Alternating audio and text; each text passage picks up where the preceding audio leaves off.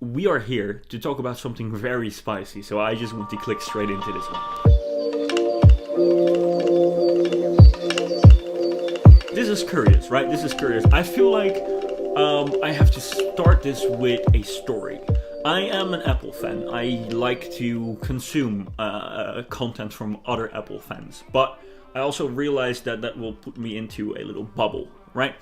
And I feel like that is the keyword, bubble, because I am surprised at the bubble that Intel has created for itself. To continue my little story, I am, for example, subscribed to people that have other interests than Apple. Who might use Apple as on the server side or whatever, but content creators who would like to build their own computers that have opinions that most Apple users or Apple fans wouldn't really like. For example, Linus Tech Tips, or for example, Gamers Nexus, right? And that last example, Gamers Nexus, is a platform that I really like. Linus as well. I really enjoy watching their videos. They're well done videos, and they're grinding their asses off. But that's not what we're here for. I'm not trying to kiss anyone's ass here. I am trying to say something that in the last episode of Gamers Nexus's news content, I don't know how he calls it, but it's really interesting and you should definitely check it out. First link in the description down below.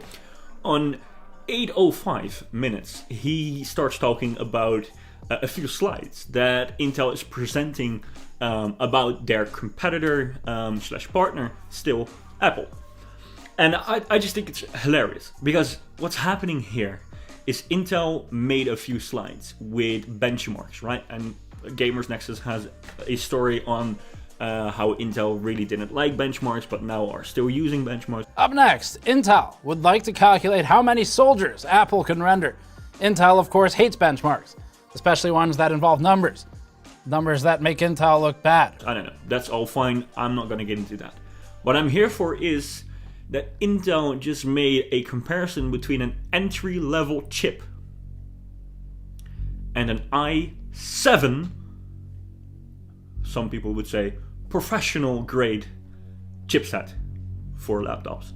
So Intel is now using benchmarks to talk about the Apple M1, somewhat ironically. We're mostly interested in slides 2 through 4 of the Intel official slide deck, where benchmarks are used to demonstrate performance and capabilities of an Intel i7-1185G7 16GB OEM system with Iris Xe graphics versus a MacBook Pro M1 16GB solution. That is interesting. That is interesting. And then they're calling it more powerful. I would hope so, Intel. Sorry, if it wasn't, you might as well just ask Domino's to take you over as a pizza joint, because you're an i7, right? Right below the i9, which is the top of the top, is supposed to be something that a lot of professionals who are not studios or content creators or stuff, people that actually use it every single day to create something, but still have a heavy lifting job for the processor, right? Will have to use that processor. That's the audience. That's the audience that an i7 or a gamer maybe would actually target. The M1 is an entry-level chipset for the MacBook Air, for the entry-level MacBook Pro 13-inch. And I'm talking entry-level of the entry-level, because even the entry-level MacBook Pro 13-inch has an Intel option that is currently labeled as more premium, more powerful than the M1. That, assuming the price difference means more power. It's not completely true, but anyways, that's how it's marketed at the moment. Now, what Intel is saying is that they have an i7 chip that is not entry-level, because I feel like their entry-level chips are the i3 or even the Y or the M whatever series, and and they're saying that their i7 is more powerful than an entry-level chip. Congratulations, dude. I don't know what you want to hear. Is this like, am I crazy? I used to enjoy a lot of the content, right, that Intel is bringing out or was bringing out, but this is just straight up bullshit. And well, Gamers Nexus didn't mention it because, well, maybe he just didn't notice it, but you're comparing, again, an entry-level chip to a professional-grade chipset. The Chrome Web benchmark shows Intel in the lead for nearly every category except for online homework. Intel selected 5 macOS-compatible games for testing. Intel then went on to chart several more bars worth of games that don't run at all on the M1, followed by an ellipsis labeled countless more to represent every other game on Earth ever. AMD naturally was absent from these. Intel was trying to keep it as a comparison strictly between itself and Apple in the M1. AMD with its current generation generally outdoing Intel's current generation.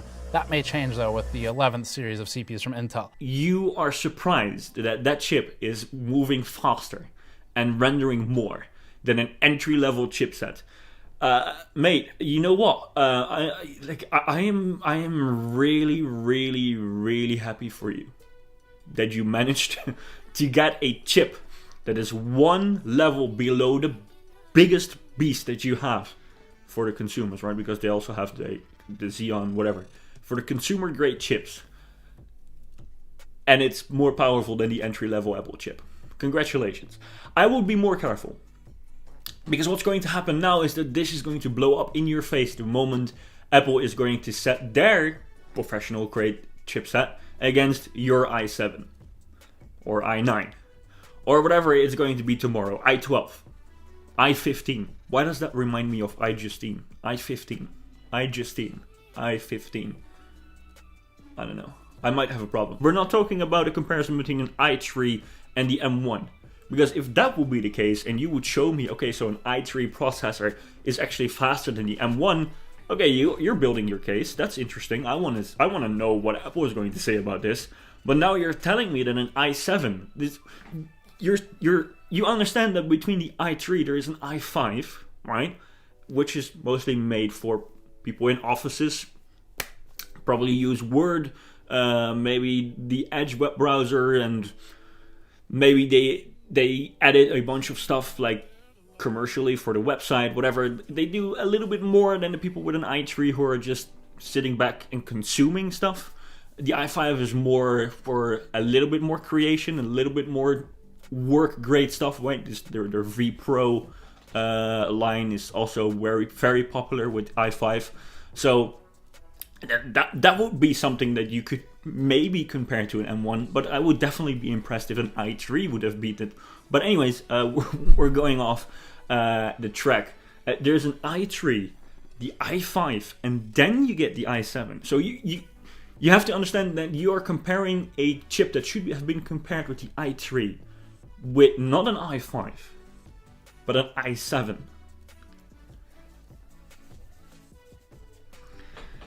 Be careful. Be careful. You're about to ruin your reputation and maybe even your partnership, because I still believe that what I said in my previous video about the M1, or my first video about the M1 after it was reviewed in the end of 2020, I still believe that presentation was extremely vague to save your name, Intel. Not because Apple is extremely vague. I feel like usually they really like to show how much faster their chipset is. If you look at the Apple Silicon iPhone and the Apple Silicon iPad, they are very concrete and they are very specific about what is going on. These chips were made for a $700 Mac Mini, and in Apple world, that is the cheapest of the cheapest Mac that you can get. There is nothing cheaper than that, unless you go refurbished or secondhand or anything else. But directly from Apple, new in the box, that is the cheapest of the cheapest that you can get. And you are setting that up against your high-end chip, your premium chip that people buy if they're not going for an i9, which is the top of the line for consumers. I mean, it's your party. Again, it's your party. It's your funeral. It is whatever you want to do, right? But I am going to enjoy this year's special event in September, or maybe it's December, I don't know when it's going to be, with a nice Macallan, maybe even an 18-year-old, and I'm going to sit there and sip away at hopefully Apple cutting the brakes on their presentation and showing this whatever circus that you just have showed, how insanely dumb these slides really are. Because they're going to get their chipset out that is actually going to be compared to the i7 because it's the same grade and the same audience. And baby. I don't know what I'm going to enjoy more. A $300 whiskey or that presentation. Guys, I hope you guys enjoyed this video. I hope you guys learned something. Definitely check out Gamers Nexus because, I don't know, even if you are an Apple fan, you definitely have to diversify the stuff that you look at and the stuff that you read. Check out our other channels. We have Good Morning, r/Apple. We have Volkering, which is the gaming channel. And obviously, we are working on way more. Guys, thank you guys so much. For now, of course, click on. Show me how to get along. So tell me what you're thinking about.